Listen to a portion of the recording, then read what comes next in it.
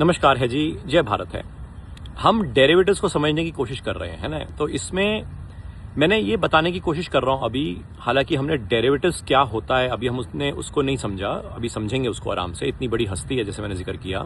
साल में 1200 से 1500 ट्रिलियन डॉलर का डेरिवेटिव्स होता है, जिसमें इक्विटी डेरिवेटिव्स मात्र सिर्फ 2% होता है।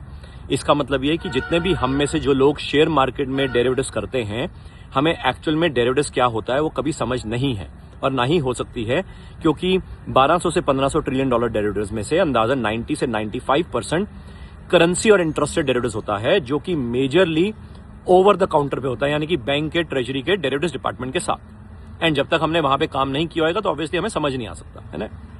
अब डेरिवेटिव समझने से पहले मैं जो कि आपको आसान भाषा में समझाने की कोशिश करूंगा, बट उससे पहले हम ये समझ रहे हैं कि कैसे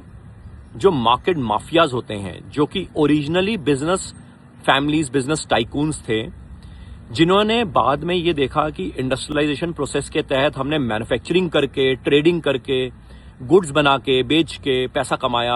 अमीर बने। मगर जैसे जैसे ग्रोइंग कंपटीशन बढ़ रहा था तो ऑब्वियसली अमीरियत जो है उसको और कंटिन्यू करने के लिए सिर्फ प्रोडक्शन ऑफ गुड्स या सर्विसेज से या ट्रेडिंग करके गुड्स एंड सर्विसेज की, उससे हम उतना अमीर नहीं बन पाएंगे, जिसके लिए उन्होंने मार्केट्स को फॉर्म किया। एंड मार्केट्स में उन्होंने पहले बाइंग साइड का हमेशा रखा, जिसमें उन्होंने एक तरह से वैल्यूएशन क्रिएट करने की कोशिश करी। एंड जैसे मैंने जिक्र किया कि वैल्यूएशन क्रिएट करते करते करते जब ऑलमोस्ट पीक साइड पे वैल्यूएशन आ जाती है, तो ऑब्वियसली रिटेल लोगों को किसी तरीके से न्यूज, र्यूमर, इंफॉर्मेशन के तौर पे दिखाया जाता है कि देखो जी अभी और बढ़ेगा। एंड वहां पे रिटेल लोग लगाते हैं, और वो जो मार्केट का जो अंडरलाइंग होता है, चाहे वो शेयर हो सकता है, गोल्ड हो सकता है, कुछ भी, वो मार्केट का जो अंडरलाइंग जो बढ़ाया गया था वो फिर गिर जाता है।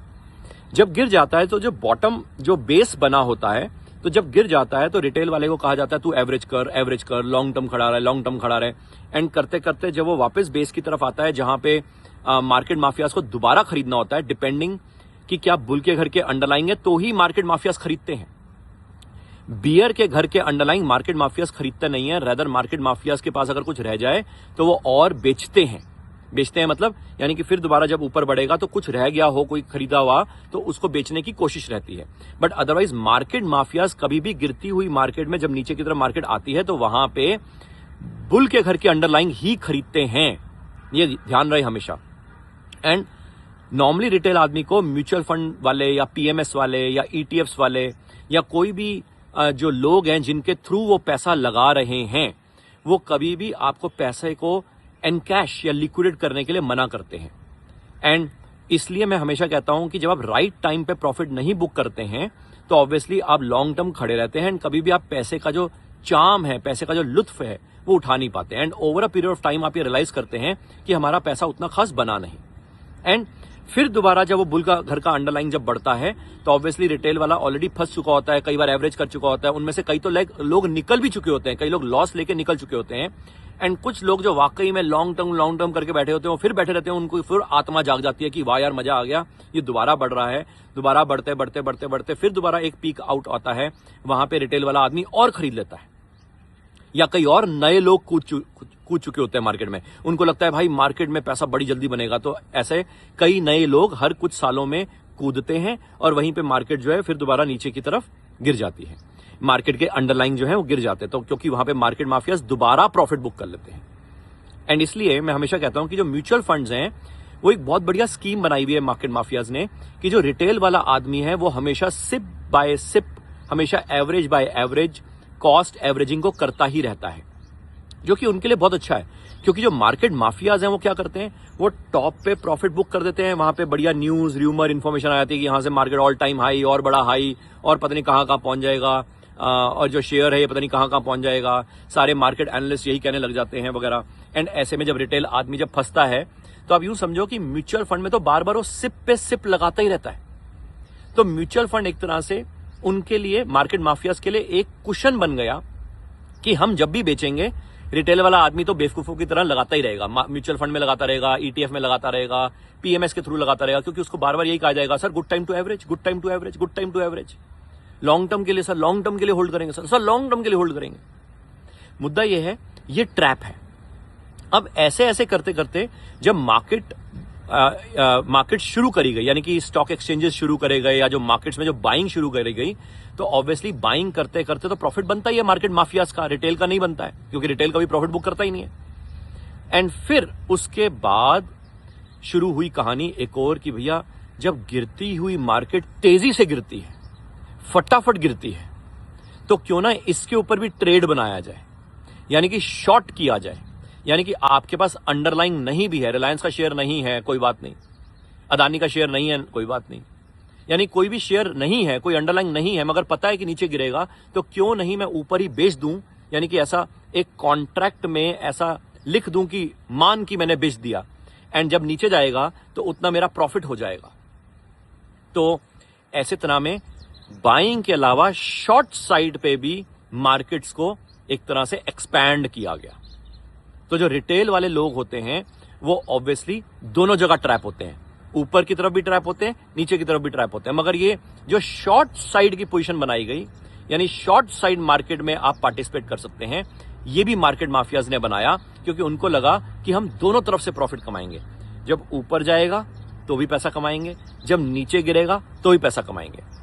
यानी अगर बुल के घर का अंडर लाएंगे तो ऑब्वियसली जब नीचे आएगा तो उसको खरीदेंगे, एंड वहां पे रिटेल वाला या तो निकल जाएगा क्योंकि रिटेल वाला बेचेगा और मार्केट माफियाज खरीद लेंगे, और जब ऊपर जाएगा तो हम प्रॉफिट बुक कर लेंगे और रिटेल वाला खरीद के फंस जाएगा और वो लॉन्ग टर्म एवरेज करते करते बैठा रहेगा। एंड इनमें से कई लॉन्ग टर्म वाले फिर बीच में निकल जाएंगे क्योंकि उनमें उतनी पेशेंस नहीं होगी, या उनको पैसे की जरूरत होगी, या इतना कहां लॉन्ग टर्म खड़े रहेंगे, क्योंकि उन्होंने देखा होगा कि इतने लॉन्ग टर्म खड़े होने के बावजूद भी कोई खास रिटर्न नहीं आता है। सो अल्टीमेटली ये बुल के घर का अंडरलाइन की हालत बना दी। बियर के घर के जो अंडरलाइन होंगे वो जब ऊपर जाएंगे तो न्यूज देंगे, र्यूमर देंगे, इन्फॉर्मेशन देंगे रिटेल वाले आदमी को कि भैया खरीद। तो रिटेल वाला आदमी, उसको तो पता ही नहीं है बुल के घर का अंडरलाइन है, बियर के घर का अंडरलाइन है, वो फिर खरीद लेगा और वहां से फिर वो शॉर्ट करते हैं, तो वही शेयर, वही अंडरलाइन तेजी से गिरता है। एंड यही हालत मार्केट इंडेक्सेस में भी हो सकता है। जैसे कि अगर निफ्टी अगर बियर के घर में, तो जब ऊपर जाएगा पुल बैक बोलते हैं और वहां से फिर जोर की गिरता है, क्योंकि वहां पे मार्केट माफियाज दोबारा शॉर्ट करते हैं। मगर जो बेचारे जो रिटेल वाले होते हैं वो निफ्टी को ग्रीन देखते हैं और उसमें बड़े खुश हो जाते हैं, और फिर क्या करते हैं, वो उसमें शेयर्स, अपने जो शेयर्स होते हैं उसमें एवरेज करते हैं या न्यू शेयर्स में पार्टिसिपेट करते हैं। तो ऐसे करके समझाने का मेरा तात्पर्य यहां पर क्या है कि अगर बियर के घर का अंडरलाइंग होएगा तो रिटेल वाला बेचारा उसको समझ नहीं, और वो बेचारा उसको भी खरीदता रहेगा और मार्केट माफियाज उसको हल्का सा ऊपर करके शॉर्ट करते हैं। तो बियर का घर का अंडरलाइन जो है हर बार और गिरता है, हर बार और गिरता है, हर बार और गिरता है, और वन फाइन डे इनमें से कई अंडरलाइंस खत्म हो जाते हैं, एंड जो रिटेल होते हैं उनके जो पैसे होते हैं बर्बाद हो जाते हैं। एंड जो बुल के घर का अंडरलाइन होता है, हर बार जब गिरता है तो रिटेल वाला आदमी बेच देता है, एंड वहां पे मार्केट माफियाज खरीदते हैं, फिर दोबारा ऊपर जाता है, वहां पे फिर न्यूज, र्यूमर, इन्फॉर्मेशन आती है, वहां पे रिटेल वाला खरीदता है और मार्केट माफियाज फिर बेच देते हैं। इस वीडियो को एक बार देख के नहीं समझ आएगा, आराम से समझिए, क्योंकि इसको जब आपको समझ आएगा तो नेक्स्ट वर्जन में मैं आपको डेरिवेटिव्स की कहानी समझाने की कोशिश करूंगा कि कैसे डेरिवेटिव्स का पहला कॉन्ट्रैक्ट शुरू किया गया, एंड कैसे कैसे ये जो डेरिवेटिव्स के जो कॉन्ट्रैक्ट्स हैं वो हर आम आदमी को प्रभावित करने लग गई। आने वाले वीडियोज में और समझेंगे। ऑब्वियसली अगर आप हमारे कॉम्प्लीमेंट्री ग्रुप्स में नहीं जुड़े हैं तो आप बताइए, हम आपको कॉम्प्लीमेंट्री ग्रुप्स में जोड़ सकते हैं। एंड साथ में अगर आप अमनचुक सीए ऐप पे ऑलरेडी नहीं है तो वहां पे जुड़े, क्योंकि वहां पे मैं और भी कई तरह के छोटे छोटे मैसेजेस या कई तरह के अपडेट्स देने की कोशिश कर रहा हूँ, जियो पॉलिटिक्स का, जियो इकोनॉमिक्स का, जियो मार्केट्स का, even event and time analysis के बारे में भी। तो वो आप अमनचुक सीए ऐप पे जुड़ सकते हैं। अगर आप ऑलरेडी हमारे ग्रुप में जुड़े हुए हैं एंड बाई चांस आप क्लोज कम्युनिटी के बारे में कई बार पूछते हैं कि क्लोज कम्युनिटी क्या है, सीएक्सओस क्लोज कम्युनिटी या एनआरआई क्लोज कम्युनिटी क्या है, तो जिस ग्रुप में आप जुड़े हुए हैं ना, हमारे ग्रुप में, नेटवर्क ग्रुप में, उसके डिस्क्रिप्शन में जाके आप सारी डिटेल्स देख सकते हैं। एंड अमनचुक सीए ऐप में अगर आप जुड़े हुए हैं तो वहां पे भी सर्विसेज में सारी डिटेल्स हैं ऑलरेडी, तो आपको उसमें वहां पे आपको हेल्प आउट हो जाएगा कि कौन कौन से इनिशिएटिव्स हमारे हैं। अदरवाइज कॉम्प्लीमेंट्री ग्रुप्स को एंजॉय कीजिए, अमनचुक सीए ऐप को एंजॉय कीजिए, है ना। जय भारत।